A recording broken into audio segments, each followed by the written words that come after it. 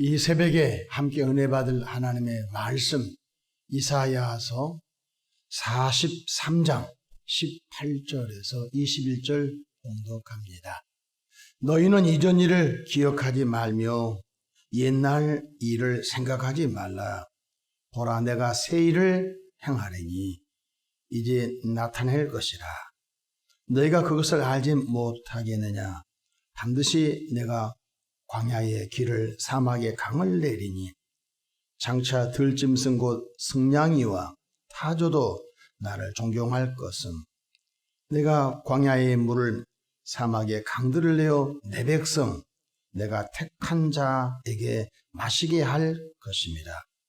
이 백성은 내가 나를 위하여 지었나니 나를 찬송하게 하려 함이니라. 아멘. 할렐루야. 오늘도 참으로 좋은 날입니다. 우리 모두 성령 충만한 복된 하루 되시기를 축원합니다. 저를 따라하겠습니다. 오늘도 나와 우리 가정, 우리 교회에 기적이 일어납니다. 기적이 일어납니다. 아멘. 저는 본문 말씀을 통하여 보라, 내가 새 일을 행하리라, 이런 제목으로 함께 은혜를 받고자 합니다. 새벽은 우리의 삶의 현실이 여전히 힘든 부분이 있겠지만 그럼에도 이 새벽은 하나님의 은혜의 빛을 바라보는 귀한 시간일 것입니다. 오늘 본문 말씀은 이스라엘 백성들이 바벨론의 포로로 끌려가 절망적인 상황에서 선포되는 하나님의 약속의 말씀입니다. 첫째로 하나님은 택한 백성을 잊지 않고 있으시다는 것입니다. 43장 14절 보십시다. 너희의 구속자여 이스라엘의 거룩한 이 여호와가 말하노라. 너희를 위하여 내가 바벨론에 사람을 보내요. 모든 갈대아 사람에게 자기들이 연락하던 배를 타고 도망하여 내려가게 하리라. 하나님은 비록 당신의 백성들이 우상 숭배하고 하나님을 떠나 율법과 규례와 계명을 떠남으로 인하여 많은 선지자 통하여 내게로 돌아오라, 내게로 돌아오라, 돌아오지 아니할 때 하나님은 마지막 초강수 큰 막대기 하나 들어서 그들을 징계하시죠. 그래서 바벨론이라고 하는 큰 막대기 하나 들어서 비록 그들을, 당신의 백성들 바벨론의 포로로 잡혀갈 때 하나님도 얼마나 우시고 마음이 아팠겠어요. 그래서 그들이 70년 동안 포로 생활하면서 얼마나 회개를 많이 하고 하나님을 떠난 것을 얼마나 후회하고 그곳에서 하나님께서 계시의 말씀을 또 에스겔 선지자에게 보여주고 계신 것을 볼 수 있는 것입니다. 하나님은 비록 당신의 백성들에게 일정 기간 동안 70년 동안 바로 노예 생활, 포로 생활을 허용하셨지만 하나님이 잊지 않고 계시다는 것입니다. 우리가 어떠한 상황에 처해 있든지 하나님의 존재는 변함이 없습니다. 우리가 어려움을 당한다고 하나님은 전능성이 약화된 것도 아니고 우리가 슬픔 속에 있다고 해서 하나님의 사랑이 약화된 것이 아닙니다. 하나님의 그 속성, 전능성, 하나님의 거룩성, 하나님의 완전성은 전혀 변함이 없다는 것입니다. 그 말씀이 15절에 잘 나와 있습니다. 나는 여호와 너희의 거룩한 자요. 이스라엘 백성들이 포로로 끌려갔다고 해서 하나님은 거룩성이 약화된 것이 아니라는 것입니다. 하나님께서 능력이 없어서 바로 이스라엘 백성들이 포로로 잡혀갈 때 우뚝하게 서 있는 것이 아니라는 것입니다. 그래서 성경은 징계가 없는 자는 사생자예요.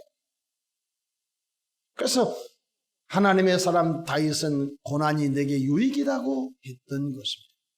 고난을 통하여 하나님의 그 넓고 크고 깊은 사랑을 알게 되었고 불로 연다는 금처럼 정말로 정결한 믿음의 사람들로 그 고난의 터널을 통감으로 인하여 그런 변화를 오늘 그리스도인들이 거의 다 갖게 된 것입니다.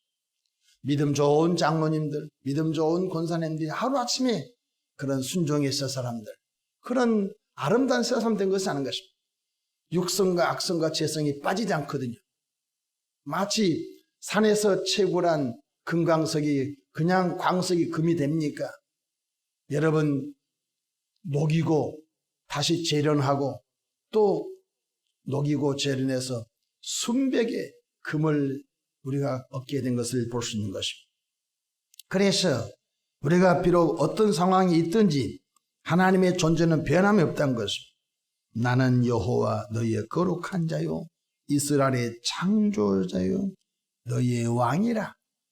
여전히 택함받은 이스라엘 백성들아, 나는 너희의 왕이다. 지금도 변함없이 예수 영접하고 구원받은 하나님의 백성도 우리가 하나님의 자녀요, 하나님은 우리 아버지요, 또한 하나님은 왕이시요 우리는 그분의 백성인데 변함없습니다. 영원토록 만왕의 왕 되신 주님은 변함이 없는 줄로 믿으시길 바랍니다. 둘째로, 과거의 은혜에 머물지 말라는 것입니다. 왕년에 그런 말을 많이 합니다. 내가 왕년에 이런 은혜 받았는데 거기에 매달리면 안 된 것입니다. 여호와 하나님은 이스라엘 백성들에게 출애굽 사건을 본문에 상기시켜주고 있습니다. 16절 보십시다. 나 여호와가 이같이 말하노라. 바다 가운데 큰 길을, 물 가운데 지름길을 내고. 여러분, 인류 역사 가운데 천지창조 다음으로 위대한 사건이 뭡니까? 홍해 바다가 쫙 갈라지고 이스라엘 백성들이 약 장정 60만 명, 어린아이 노년까지 한 300만 명이 그 바다를 육지같이 걸어온 사건. 이건 큰 위대한 역사적인 구원의 사건인 것입니다. 그럼에도 하나님은 말씀합니다. 18절 보십시다. 너희는 이전 일을 기억하지 말며. 이전 일이 뭐지요? 바로 출애굽 사건에 매이지 말란 것입니다. 옛적 일을 생각하지 말라. 과거의 은혜를 부정하라는 것은 아닙니다. 과거의 은혜에만 머물러 현재와 미래의 내 갈 길을 제한하지 말란 것입니다. 그러므로 과거에 내가 이랬는데 지금은 어떻단 말입니까?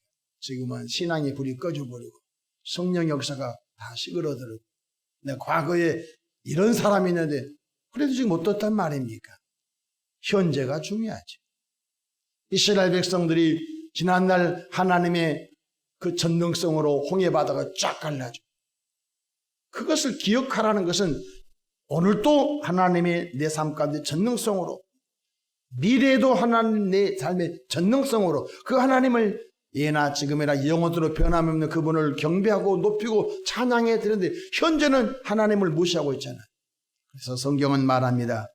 과거의 은혜에 머물러서 안주하지 말라는 것입니다. 과거의 하나님은 지금의 하나님이요, 지금의 하나님은 여전히 미래 하나님이요, 예수 그분은 예나 지금이나 영원토록 동일하신 분인 줄로 믿으시길 바랍니다. 셋째로, 하나님은 광야 같은 내 인생길에도 새로운 길을 내시는 분이라는 것입니다. 인생은 광야입니다. 인생은 전쟁터입니다. 영적 전쟁, 국가 간의 무역 전쟁, 여러분 개인들 간의 취업 전쟁, 생존 전쟁, 인생은 전쟁인 것입니다. 언제 전쟁이 끝나느냐? 육체의 옷을 벗고 영원한 천국에 들어가면 전쟁이 끝나는, 하나님 품에 안식하는 나라가 천국인 줄로 믿으시길 바랍니다. 19절 보십시다. 보라, 내가 새 일을 행하리니 이제 나타낼 것이라. 내가 그것을 알지 못하겠느냐? 하나님은 말합니다. 광야에는 길이 없습니다. 사막에는 마실 물이 없습니다. 인간이 생존하기에 부적절한 곳입니다. 그러나 그곳에서도 하나님은 새 일을 행하겠다. 광야 같은 인생길을 걸어가도 하나님은 길을 내시고, 광야 같은 인생길을 걸어가도 하나님은 사막에 물을 내셔서, 강을 내셔서, 그럼에도 불구하고 하나님의 전능성으로 우리를 푸른 초장 쉴만한 물가로 이끌어 주겠다는 약속인 것입니다. 새벽에 도우시는 하나님 앞에 엎드려 하나님의 은혜를 또 구하는 저와 이런 되기를 축원합니다. 에베네셀 하나님, 여기까지 도우신 그 하나님, 잊지 않기를 바랍니다. 비록 선지자 사무엘은 미스바와 센 사이에 하나님이 도우셨습니다. 돌기둥을 세웠지만 우리는 2025년을 마감하면서 하나님이 여기까지 나를 도우셨습니다. 마음의 돌기둥을 딱 세워놓고 여기까지 도우신 그 하나님, 장차도 도우실 것을 바라보면서 장래도 새 일을 행하실 것을 바라보면서 하나님 앞에 엎드려 기도하며 하나님의 은혜를 또 구하시기를 축원합니다. 그래서 고린도후서 6장 2절에 보라 지금은 은혜 받을 만한 때요, 보라 지금은 구원의 날이라. 계속 구원받아가야 됩니다. 죄에서 구원이 아니라 우리는 전인적인 구원을 계속 받아간 성품의 구원, 건강의 구원, 삶의 구원, 주님이 우리를 부를 때까지 계속적 구원에 이르는 복이 있기를 축원합니다. 마지막으로 하나님께서 우리에게 복 주시고 은혜 주신 목적이 뭔지 아십니까? 하나님 앞에 예배하는 것입니다. 가끔 우리 신앙생활에 오해할 때가 있습니다. 문제 있으면 기도하고 문제 있으면 예배하고 없는 말 있는 말 다 입에서 쏟아냅니다. 한 번만 복 주시면 내 목숨을 바치겠습니다. 한 번만 복 주시면 내 평생 예배하겠습니다. 거짓말입니다. 복 주면요 교회 안 나와요. 복 주면요 취미생활요. 복 주면요 자기 쓸 것 바쁘고요 교회 떠나요. 하나님은 그 타락한 본성을 갖고 있는 인간들이 속을 손바닥 보듯이 뻔하게 보고 있어요. 그래서 하나님께서는요 복을 특별한 사람에는 그렇게 크게 주지 않아요. 왜? 특별한 사람은요 수많은 단련을 통하여 복이 와도 하나님을 경배하고 복이 안 와도 하나님을 경배하고 그런 영적인 마음의 그릇이 되었거든요. 그 위에다가 하나님 복을 딱 얹어줘서 그 사람은 복을 주어도 하나님을 경배하고 안 줘도 경배하고 복을 주면은 복 준 것만큼 하나님의 영광을 위해서 살아가는 것입니다. 세계 3대 악처가 요한 웨슬리 목사님 부인입니다. 욥의 부인이 악처요. 소크라테스 부인이 악처요. 감리교 창시자 웨슬리 목사님 부인이 악처요. 어떻게 목사님 사모님 악처입니까? 그만한 이유가 있습니다. 웨슬리 목사님은 처음에 받았던 생활비를 죽을 때까지 똑같이 받았습니다. 자식이 생기고 삶이 가정이 꾸려지면 어떻습니까? 그곳에 필요한 가정에 필요한 그러한 생활비가 필요하잖아요. 웨슬리 목사님은 큰 사역, 엄청난 사역을 해도 초기에 받았던 생활비를 죽을 때까지 똑같이 받았습니다. 그러니 그 옆에 사는 부인이 얼마나 힘들었겠습니까? 웨슬리 목사님은 글을 많이 썼습니다. 저작권료도 많이 받았습니다. 대단한 성령의 역사로 선풍적인 하나님의 일을 행할 때 그 많은 수입, 그 많은 재정을 자기에서 쓰지 않았습니다. 전부 다 복음 사역을 위해서 써버렸던 것입니다. 말씀을 마치고자 합니다. 하나님은 우리에게 복 주신 목적이, 우리에게 풍성한 삶을 주신 목적이, 우리에게 행복하게 복 주신 목적이 뭐예요? 우리 캐서라 쾌락을 즐기려고 주신 것이 아니라는 것입니다. 하나님은 그 복을 가지고 하나님을 예배하며 하나님을 찬송하며 하나님의 복음 사역을 위하여 애써 하나님의 나라 확장하라고 우리에게 잠시 그 재정과 재능을 하나님이 맡겨주셨으니 선한 청지기처럼 주어진 것들을 잘 관리하면서 5달란트를 더 남기는 은혜가 있기를 축원합니다. 21절 보십시다. 이 백성은 내가 나를 위하여 지었나니 나를 찬송하게 하려 함이라. 이 백성은 내가 나를 위하여 지었나니 나를 예배하게 하려 함이라. 찬송이 바로 예배 아닙니까? 하나님은 지금도 영과 진리로 예배 드리는 자를 찾고 계신 것입니다. 2025년 한 해 여기까지 인도하신 에베넷을 우리 하나님, 2026년도에도 더 하나님 풍성한 길로 이끌어 달라고 기도하고 맡기는 새벽 되시기를 축원합니다. 기도하겠습니다. 좋으신 하나님 우리 아버지, 새벽에 이불을 박차고 방문을 박차고 믿음으로 예배당에 나와 주의 성호를 찬송하며 말씀 듣고 부르짖어 기도하고 하루를 출발한 저들에게 성령여 기름 부어주시고 은혜와 은사를 더해 주시옵소서. 광야 같은 인생길, 사막 같은 인생길을 우리 힘으로 가기가 어렵습니다. 주님이 우리와 동행하시고 주님이 새로운 강을 내시고 새로운 길을 내시사 우리를 통하여 영광받아 주시기를 바랍니다.